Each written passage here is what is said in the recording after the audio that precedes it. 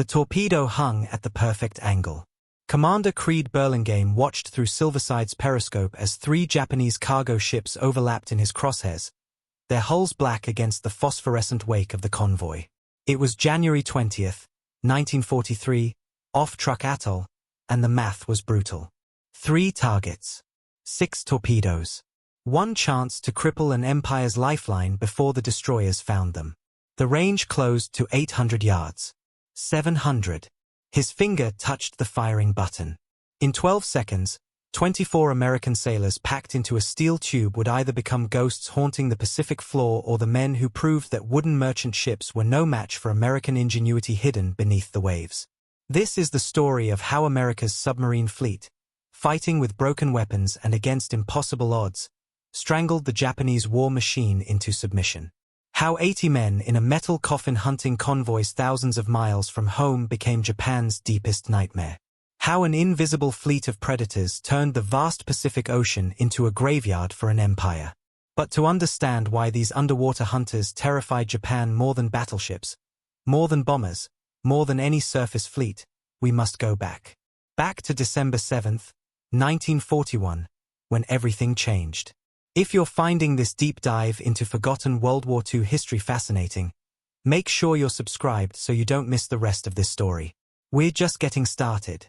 The smoke still hung over Pearl Harbor when Admiral Chester Nimitz surveyed the wreckage. 8 battleships damaged or destroyed. Nearly 2,400 Americans dead. The Pacific Fleet's surface strength gutted in a single morning. But beneath the horror, in the submarine pens that the Japanese bombers had inexplicably ignored, 51 submarines sat untouched. They represented the only offensive weapon America had left in the Pacific. Within hours, Admiral Thomas Hart, commander of the Asiatic Fleet, sent a message that would reshape naval warfare. Execute unrestricted submarine warfare against Japan. No warnings. No mercy. Sink anything flying the rising sun. It was a doctrine that violated every peacetime rule America had written. But Pearl Harbor had rewritten the rules in fire and blood. The submarines that would carry out this campaign were modern marvels. The Gato-class boats, freshly commissioned as war erupted, stretched 312 feet long, roughly a football field packed with diesel engines, batteries, and 24 torpedoes. They could dive to 400 feet, cruise 12,000 miles without refueling, and stay at sea for 7 to 5 days. Unlike the cramped, primitive S-boats of World War I, these fleet submarines were designed for the Pacific's vast distances. For Fairbanks' Morse diesel engines pushed them at 20 knots on the surface. Submerged, running on battery power, they could crawl at 2 knots for up to 48 hours before needing to surface and recharge. But technology meant nothing without weapons. And the weapon the Navy had given its submariners, the Mark 14 torpedo, was a disaster wrapped in secrecy and pride. Designed in 1931 during the Depression, when testing budgets evaporated and penny-pinching ruled, the Mark 14 had never been properly evaluated under combat conditions. Each torpedo cost $10,000, the equivalent of nearly $200,000 in today's money, so the Navy refused to waste them on realistic tests. The Bureau of Ordnance, the powerful agency that designed and built the torpedo, insisted it was perfect. They were catastrophically wrong. The problems began immediately. USS Seawolf encountered a Japanese freighter near the Philippines 1 week after Pearl Harbor. Lieutenant Commander Frederick Warder fired 8 torpedoes. 7 missed. 1 hit and failed to explode. This became the pattern. In the first months of war, American submarines fired 9 to 7 torpedoes at enemy shipping. Only 3 ships sank. Some torpedoes exploded prematurely, detonating hundreds of yards before reaching their target.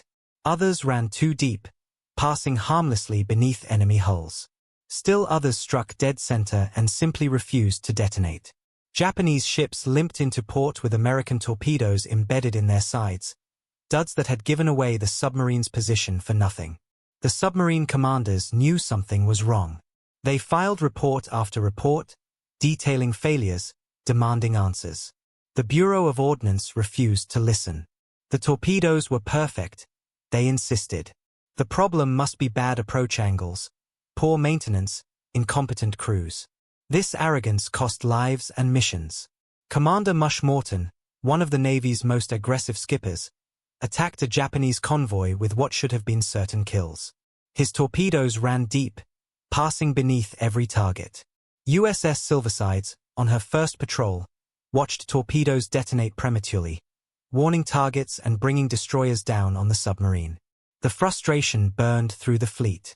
Men were risking their lives, pressing attacks into the teeth of Japanese escorts, only to watch their weapons fail. Admiral Charles Lockwood, appointed Commander Submarine's Pacific Fleet in January 1943, finally took action. He conducted the first real test of the Mark 14 since 1926. His team fired torpedoes at specific depths through a submerged net. The holes in the net told the brutal truth. The torpedoes ran 10 to 15 feet deeper than set. When the Bureau of Ordnance increased the warhead size years earlier, making the weapon heavier, they had never adjusted the depth control mechanism. Every torpedo fired in the first year of war had passed beneath its target. The fix was simple, a mechanical adjustment. But it took 8 months of war, countless missed opportunities, and the deaths of Japanese soldiers who should have drowned, for the Navy to admit the problem. Yet fixing the depth control only revealed the second defect. Even when torpedoes hit their targets, they often refused to explode. The Mark 6 magnetic influence exploder, the Navy's secret weapon, was supposed to detonate beneath a ship's keel, breaking its back. Instead, it exploded prematurely or not at all. The Earth's magnetic field varied across the Pacific, rendering the calculations worthless. In June 1943, under pressure from Admiral Ernest King himself, the order came down. Disconnect the magnetic exploders. Use only contact detonation. This should have solved the problem. It didn't. Lieutenant Commander Dundas Pitt, commanding USS Tenosa, found himself with the perfect opportunity to test the contact exploder. He encountered a dead-in-the-water Japanese whale factory ship converted to a tanker, 19,000 tons, sitting motionless. From point-blank range of 850 yards, he fired 8 torpedoes at a 90-degree angle, textbook perfect. 8 hits. 1 explosion. 7 duds. The other torpedoes bounced off the ship's hull like stones skipping on water. Daspit, methodical and determined, saved his last torpedo and brought it home for examination. The investigation revealed the final flaw. The contact exploder's firing pin was too heavy. On a direct hit at 90 degrees, exactly as submariners were trained to attack, the deceleration force crushed the firing pin before it could strike the primer. The better the shot, the more likely it would fail. The solution came from an unexpected source. During the attack on Pearl Harbor, American gunners had shot down Japanese aircraft. Engineers examining the wreckage discovered the propeller blades were made from a lightweight metal alloy perfect for firing pins. In September 1943, nearly 2 years into the war, American submarines finally received a reliable torpedo. Japanese metal, ironically, fixed American weapons. The impact was immediate and devastating. USS Haddock, on her next patrol, sank 2 Japanese ships with 4 torpedo hits. Across the Pacific, success rate soared. Submarines that had returned empty-handed for months suddenly filled their patrol reports with confirmed kills. The stranglehold tightened. Because while American engineers were fixing torpedoes, American codebreakers were reading Japan's mail. In early 1943, analysts at Pearl Harbor cracked what they called the Maru Code, the Japanese cryptosystem used to route merchant shipping through Empire waters. Every day at noon, Japanese convoy commanders reported their positions. At 800 hours and 2000 hours, individual ships filed their locations. American analysts plotted this information in real time, creating a live map of Japan's entire merchant fleet. Gone was guesswork. Gone was random patrolling. Submarine commanders received precise intelligence. Your target, a 10,000-ton tanker, will reach truck at 10 minutes past midnight on January 18th. Intercept and destroy. The submarines became surgical instruments, guided by invisible hands thousands of miles away, appearing exactly where and when Japanese convoys least expected them. Lieutenant Commander Burlingame, commanding Silversides, received his first intelligence-based intercept message on her 4th patrol. The prediction was perfect. The tanker appeared exactly on schedule. 3 torpedoes sent it to the bottom. This combination of reliable torpedoes and precise intelligence transformed American submarines from frustrated hunters into efficient killers. But the true genius of the campaign lay not just in technology or intelligence, but in doctrine. Japan's naval general staff had committed a fatal error. They believed, with absolute conviction, that wars were won by fleet battles. Battleships engaging battleships. Carriers dueling carriers. Commerce raiding, the systematic destruction of merchant shipping, was beneath them. Dishonorable. UN samurai. So Japanese submarines, excellent boats crewed by skilled sailors, were assigned to reconnaissance and occasional fleet actions. They hunted warships, not freighters. America took the opposite approach. Every Japanese merchant ship was a target. Every tanker carrying oil from the Dutch East Indies. Every transport moving troops to island garrisons. Every freighter hauling rice, ammunition, steel, rubber. The goal was strangulation. Cut the arteries feeding Japan's war machine until the empire bled out. Admiral Lockwood put it simply. Every ton of Japanese shipping we sink is a ton they cannot replace. Every soldier who drowns at sea never reaches the battlefield. Every barrel of oil on the ocean floor never powers a zero. The Japanese underestimated this threat catastrophically. Anti-submarine warfare received low priority. Few destroyers were assigned to convoy escort. Sonar technology lagged behind American and British standards. Radar, which could detect surfaced submarines at night, was scarce. Most devastating of all, Japanese doctrine for defending merchant shipping was abysmal. Convoys often sailed with minimal protection. Zigzag patterns, which made torpedo attacks difficult, were inconsistently applied. Communication between escorts was poor. When a submarine attacked, chaos frequently erupted rather than coordinated response. American submarines exploited every weakness. They pioneered tactics that would define undersea warfare for generations. Night surface attacks became standard. Submerged, a submarine was slow, nearly blind, limited by battery endurance. Surfaced, running on diesel engines, submarines were fast enough to outrun most escorts, small enough in profile to be difficult targets, and could use radar to track convoys while remaining invisible in darkness. Commanders like Mush Morton and Dick Kane refined these techniques into art. Aggressive captains who trusted their crews, who pressed attacks to knife-fighting range, who turned their boats into underwater wolves hunting in packs. By mid-1943, the campaign was working. Japanese merchant shipping losses climbed steadily. In 1942, submarines sank approximately 180 ships totaling 725,000 tons. By the end of 1943, that number had tripled. American submarine production accelerated. New Gato and Belau-class boats joined the fleet monthly, replacing the handful lost to Japanese depth charges and mines. The submarine force that started the war with 51 boats in the Pacific would grow to nearly 200. Each boat carried a crew that had survived training designed to break them. The men who crewed these submarines were volunteers. Every single one. The Navy made clear the odds. Casualty rates among submarine crews approached 22%, the highest of any American combat arm. Patrols lasted 45 to 75 days in cramped steel tubes where 80 men shared bunks, breathed recycled air, and lived with the constant knowledge that one depth charge in the wrong place would crush them 300 feet below the surface. Yet men lined up to volunteer. Some sought adventure. Some craved the action denied to them on surface ships. Some wanted the extra hazard pay. Most wanted to hit back at the empire that had struck Pearl Harbor. Training was merciless. Submarine School in New London, Connecticut, weeded out anyone who couldn't handle the psychological pressure of enclosed spaces and constant danger. Those who graduated learned every system on the boat. In a submarine, there was no room for specialists who only knew one job. Every man had to understand torpedoes, engines, electrical systems, damage control.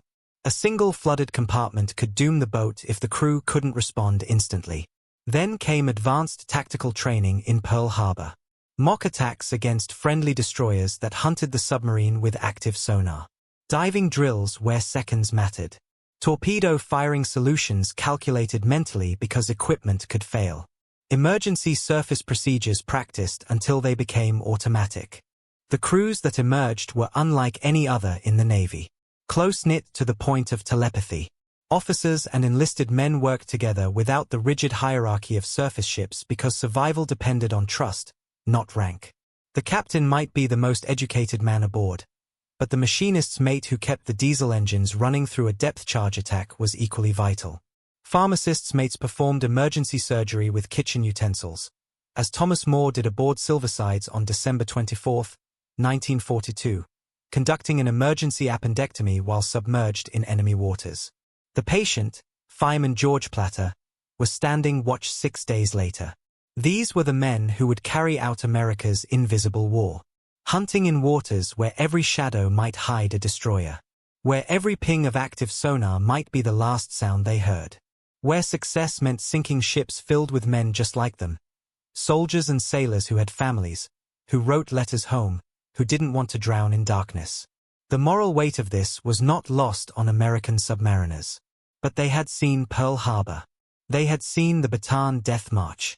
They had watched Japanese forces commit atrocity after atrocity across Asia. This was total war. And in total war, merchant sailors carrying ammunition to kill Americans were combatants. By late 1943, Japanese convoy commanders began reporting encounters with American submarines that seemed to appear from nowhere, strike with devastating precision, and vanish before escorts could respond. They called them invisible submarines. Ghost boats.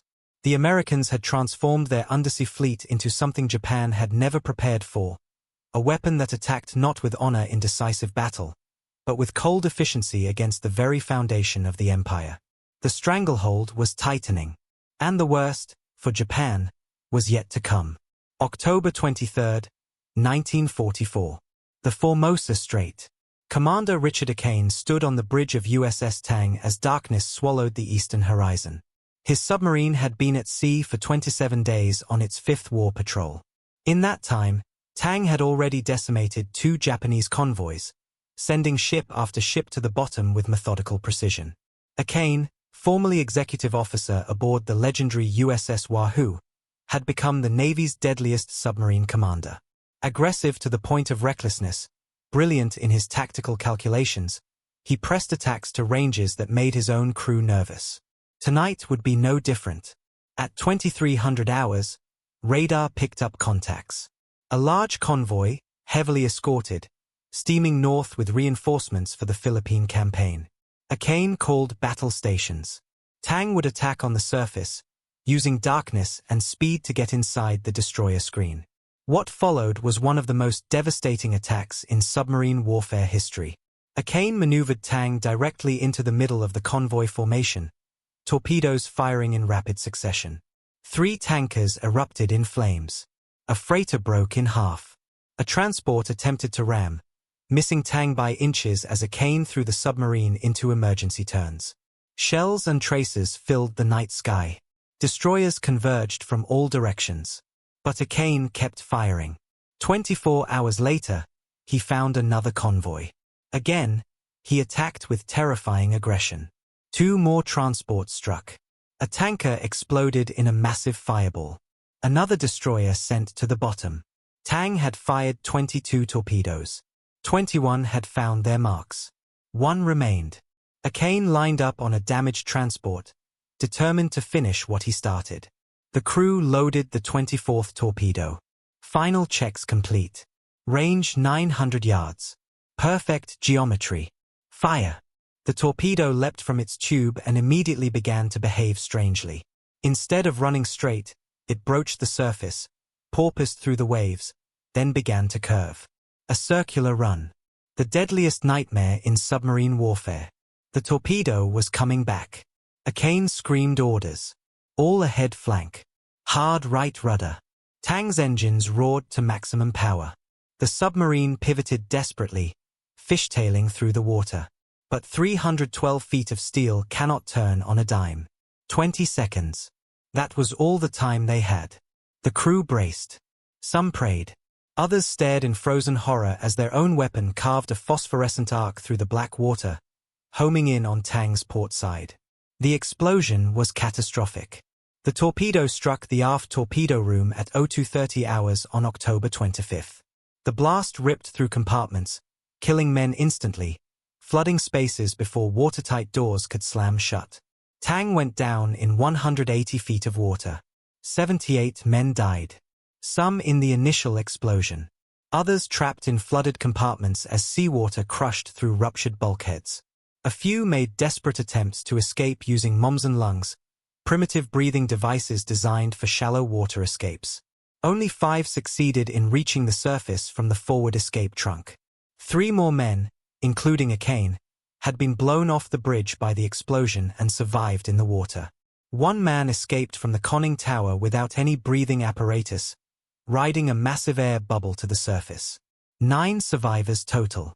9 men floating in darkness, surrounded by burning Japanese ships, watching their submarine and their brothers disappear beneath the waves. Japanese frigate CD-34 arrived at dawn. The survivors were pulled from the water and immediately recognized as Americans. Among the rescued Japanese sailors were burned, mutilated survivors of the very ships Tang had just destroyed. They beat the American submariners with fists and boots and anything they could find. A cane later recalled the moment with grim understanding. When we realized that our clubbing and kickings were being administered by the burned, mutilated survivors of our handiwork, we found we could take it with less prejudice. The 9 were taken to Formosa, interrogated under constant threat of death, then transferred to prison camps in Japan. They spent the final 10 months of the war in solitary confinement, starving, wondering if anyone knew they were alive. But Tang's final patrol, even ending in tragedy, had been the most successful single patrol of the entire war. 13 Japanese ships sunk in less than 1 month. Over 100,000 tons of enemy shipping erased from the Empire's dwindling merchant fleet. Akane would later receive the Medal of Honor for his actions on October 23 and 24. The highest decoration for valor, awarded for a patrol that ended with his own submarine destroyed by its own weapon. The irony was bitter, but the strategic impact was undeniable. Every ship Tang sent to the bottom was cargo that would never reach the Philippines. Troops who would never reinforce beleaguered garrisons. Oil that would never fuel Japanese aircraft or destroyers. And Tang was just one submarine. By 1944, the American submarine force had grown into a fleet of wolves. Nearly 200 submarines prowled the Pacific, guided by intelligence intercepts, armed with reliable torpedoes, crewed by men who had learned to hunt with surgical precision. The statistics tell a story of systematic destruction that bordered on annihilation. In 1944 alone, American submarines sank over 600 Japanese merchant ships totaling 2.7 million tons. More than all previous years of the war combined.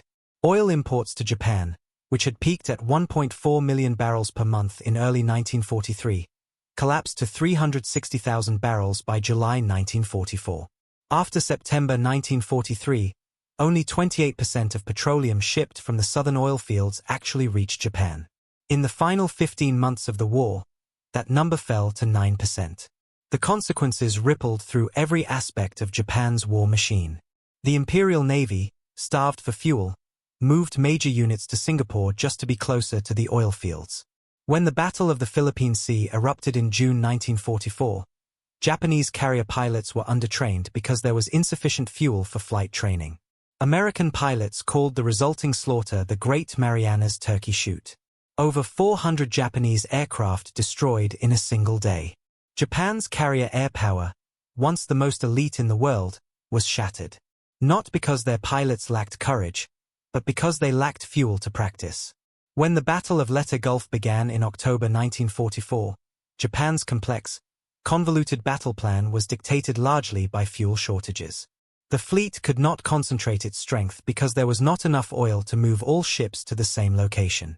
American submarines did not just sink merchant ships. They targeted the Imperial Navy itself with devastating effectiveness.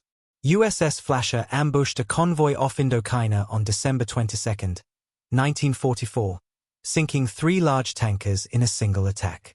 USS Archerfish stalked the brand-new carrier Shinano, largest aircraft carrier ever built, on its shakedown cruise in November 1944.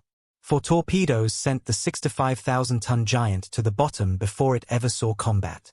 USS Sea Lion torpedoed the battleship Congo in the Formosa Strait, the only battleship sunk by an American submarine during the entire war. 7 Japanese aircraft carriers fell to submarine torpedoes. Dozens of cruisers and destroyers joined them on the ocean floor. But the true devastation was measured not in warships, but in the slow strangulation of Japan's economy. By the end of 1944, Japanese merchant tonnage had fallen below 2 million tons, barely enough to feed the civilian population, let alone support military operations. Industries shut down for lack of raw materials. Steel production collapsed. Aircraft factories stood idle waiting for aluminum that would never arrive. Soldiers on bypassed island garrisons starved as supply ships were sunk before reaching them. In 1944 alone, American submarines killed an estimated 7,000 to 9,000 Japanese soldiers aboard troopships. Not in battle. Not defending beaches. But drowning in darkness as torpedoes ripped through hulls thousands of miles from any battlefield.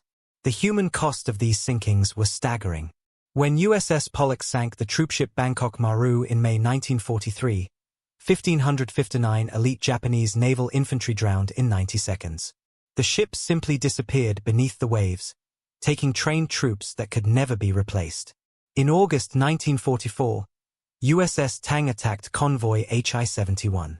The attack transport Tamatsu Maru sank so fast it dragged 4,541 soldiers and merchant sailors to their deaths. The transport Taya Maru, a converted French cruiser, went down with 2,665 men aboard. In a single convoy, over 8,000 Japanese personnel were lost. These were not isolated incidents. They were systematic, relentless, and increasingly one-sided. Japanese anti-submarine warfare remained abysmal throughout most of the war. Convoy escorts lacked effective radar, sonar, and depth charges until very late in the conflict. When the Japanese finally organized a dedicated escort fleet in late 1944, giving it better equipment and training, American submarines faced their deadliest period. In October and November 1944, 8 American submarines were lost in 6 weeks, the highest rate of the entire war. But by then, it was far too late. The damage was irreversible. Japan's merchant fleet had been gutted. Its oil lifeline severed. Its industrial capacity crippled. By 1945, American submarines were running out of targets. The Japanese merchant marine that had numbered 6.4 million tons at the start of the war was reduced to fishing boats and coastal sampans. Submarines began using deck guns to sink small craft, barely worthy targets for precision torpedoes. Their primary mission shifted to lifeguard duty, rescuing American pilots shot down during air raids on the home islands. When the super battleship Yamato sailed on its final suicide mission to Okinawa in April 1945, it carried only enough fuel for a one-way trip. There was no fuel to bring it home. Japan's navy, once master of the Pacific, was tied to port, unable to sortie for lack of oil. The final blow came from the air. B-29 bombers from the Mariana Islands began an aerial mining campaign in early 1945, dropping thousands of acoustic mines into Japanese harbors and coastal waters. These mines closed the Shimonoseki Straits separating Kyushu, effectively ending all coastal maritime traffic. Ships that had survived submarines now sat trapped in port, useless. By August 1945, Japan's seaborne commerce had ceased to exist. The empire was isolated, starving, out of fuel, out of options. If you've stayed with this story this far, you understand now why America's submarine campaign was Japan's true nightmare. Don't let this history fade into obscurity. Subscribe to keep these vital stories alive, and share this with anyone who needs to understand the invisible war that changed everything. The price America paid for this victory was heavy. 52 submarines were lost during the Pacific War. 3,505 submariners went down with their boats, never to return. The casualty rate of 22% was the highest of any American military branch. These were volunteers, every single one, who knew the odds and chose to serve anyway. They fought in steel tubes that could become coffins at any moment.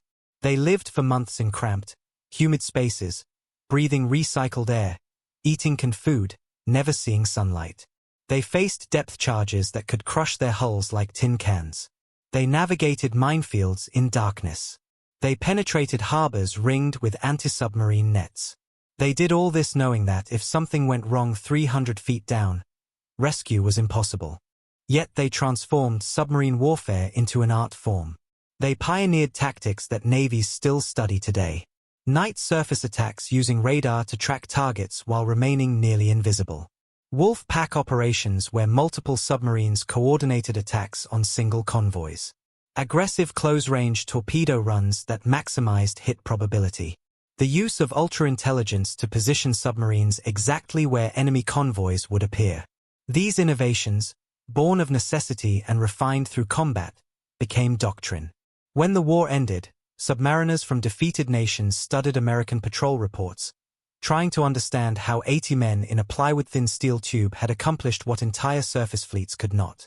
The strategic assessment is unambiguous. American submarines accounted for 55% of all Japanese shipping losses during the war. They sank over 4.7 million tons of merchant shipping and over 500,000 tons of naval vessels. They crippled Japan's ability to wage war by cutting the arteries that fed its military machine. Admiral Charles Lockwood, Commander Submarines Pacific Fleet, summarized it simply after the war. Every ton of Japanese shipping we sank was a ton they could not replace. Every barrel of oil on the ocean floor never powered a Zero. Every soldier who drowned at sea never fired a shot at our Marines.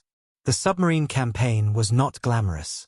It did not produce the iconic images of carrier battles or marine landings. But it was decisive. Post-war interrogations of Japanese military leaders confirmed what the statistics suggested. Vice Admiral Paul Wenneker, German naval attaché to Japan, had repeatedly urged the Japanese to adopt a convoy system and prioritize anti-submarine warfare as early as 1942. The Japanese listened politely and did nothing. Their doctrine remained fixated on decisive fleet engagements.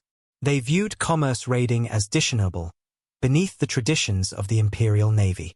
This philosophical blindness cost them the war. Major Horry, writing in the U.S. Naval Institute proceedings after the war, admitted the failure with stark honesty.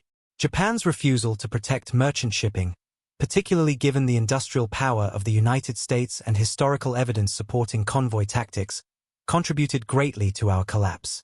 The legacy of America's submarine war against Japan extends far beyond 1945. It proved that sea power is not measured only in battleships and aircraft carriers, but in the ability to control commerce, to protect supply lines, to deny an enemy the resources it needs to fight. It demonstrated that technology, intelligence, and doctrine matter as much as raw courage. It showed that even a numerically smaller force, if properly employed, can achieve strategic effects far beyond its size. Modern naval powers absorbed these lessons. The Cold War submarine forces of both superpowers traced their lineage directly to the Pacific Campaign. Attack submarines designed to hunt enemy shipping. Ballistic missile submarines carrying nuclear deterrence.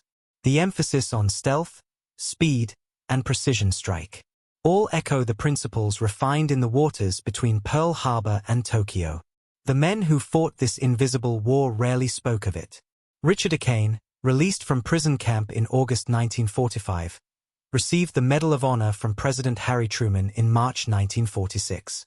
He remained in the Navy, retiring as a Rear Admiral in 1957.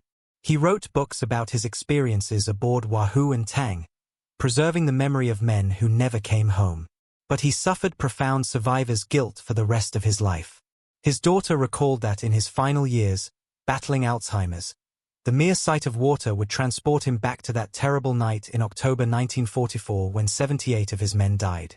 He talked about it constantly, the weight of command, the burden of being one of 9 who survived. Thousands of other submariners returned home and simply tried to forget. They went back to farms, factories, universities. They became engineers, teachers, businessmen. Some never told their families what they had done during the war. The memories were too dark. The cost too high. They had sunk ships filled with men just like them. Men with families, with dreams, with lives ahead of them. The moral calculus of total war demanded it. But that did not make it easy to live with. Every submarine veteran carried ghosts. Yet what they accomplished was extraordinary. In 4 years, the U.S. submarine force, starting with 51 boats and facing broken weapons, transformed itself into the most effective commerce raiding campaign in naval history. They sank over 1,400 Japanese ships. They rescued over 500 downed American airmen from enemy waters. They landed special operations forces behind enemy lines. They conducted reconnaissance missions that guided amphibious invasions. They disrupted Japanese communications by cutting undersea cables. They mined enemy harbors. They did everything asked of them and more. Japan entered the war believing oil from the Dutch East Indies would fuel their empire to victory. They conquered those oil fields in brilliant campaigns during the first months of 1942. The oil was theirs. Production resumed quickly. Refineries operated. Tankers loaded petroleum bound for the home islands. On paper, Japan had solved its greatest strategic vulnerability. But paper does not account for torpedoes. By 1945, those same oil fields produced millions of barrels that never reached Japan. Tankers lay broken on the ocean floor. Crude oil that should have powered the Imperial Navy instead fueled nothing but the darkness at the bottom of the Pacific. This was America's invisible submarine fleet. Ghost boats that appeared from nowhere, struck with precision, and vanished before the enemy could respond. 80 men in steel coffins, hunting giants in the dark. Volunteers who knew the odds and served anyway. They did not fight for glory. Most of their victories were classified, their patrols secret, their sacrifices unknown to the public for years after the war ended. They fought because it was necessary, because every ship they sank meant fewer American soldiers would die on distant beaches, because cutting Japan's oil supply meant shortening the war, because it was the mission. The Japanese called them invisible submarines, a fitting name for a force that operated in shadows, that struck from beneath the waves, that turned the vast Pacific Ocean into a graveyard for an empire. When historians debate what truly defeated Japan, the answers usually focus on atomic bombs, strategic bombing, island-hopping campaigns. All contributed, but the silent strangulation executed by American submarines, the systematic destruction of merchant shipping, the relentless severing of oil supply lines, these were the invisible threads that unraveled Japan's ability to wage war. Thread by thread, ship by ship, patrol by patrol, until nothing remained but surrender. So remember them. Remember the 52 boats lost on eternal patrol. Remember the 3,505 men who never came home. Remember Richard O'Kane standing on Tang's Bridge, firing his last torpedo, watching in horror as it circled back. Remember the 9 survivors floating in darkness, beaten by men they had just tried to kill. Remember the 78 who went down with the ship. Remember every submarine crew that slipped beneath the waves, knowing they might never surface again. They were America's invisible submarine fleet. And they changed the course of history without most of the world ever knowing they were there. That is the legacy. That is the truth. That is why, even now, over 8 decades later, their story matters.